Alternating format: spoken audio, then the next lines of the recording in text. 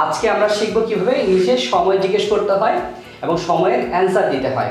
যেমন এখন কয়টা বাজে, এখন কয়টা বাজে, হোয়াট টাইম ইজ ইট, এখন কয়টা বাজে, হোয়াট টাইম ইজ ইট। আমরা এভাবে বলতে পারি excuse me, what time is it, excuse me, এখন কয়টা বাজে, ও শিওর ইটস 9 o'clock, এখন 9টা বাজে, এখন 9টা 10 মিনিট, ইটস 10 past 9, এখন 9টা 10 মিনিট, ইটস 10 past 9।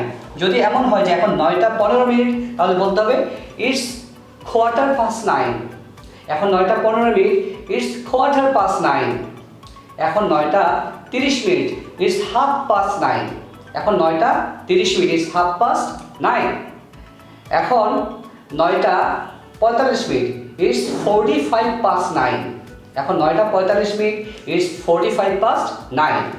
আচ্ছা, এমন যদি হয় যে এখন 9টা বাজতে 10 মিনিট বাকি আছে, এখন 9টা বাজতে 10 মিনিট বাকি আছে, তাহলে বলতে হবে ইজ 10, এই 5টা হবে না 2 হবে, ইজ 10 to 9, এখন 9টা বাজতে 10 মিনিট বাকি আছে, ইজ 10 to 9, এখন 9টা বাজতে 20 মিনিট বাকি আছে, is 20 to 9, is 20 to 9। Dear learners, আমরা 15 মিনিটের ক্ষেত্রে আমরা কোয়ার্টার ব্যবহার করব, আর 30 মিনিটের ক্ষেত্রে আমরা হাফ পাস্ট ইউজ করব। তবে হ্যাঁ, 15, 30 বলা যায়, বাট স্মার্টার ওয়ে হচ্ছে কোয়ার্টার পাস্ট বলা অথবা হাফ পাস্ট বলা।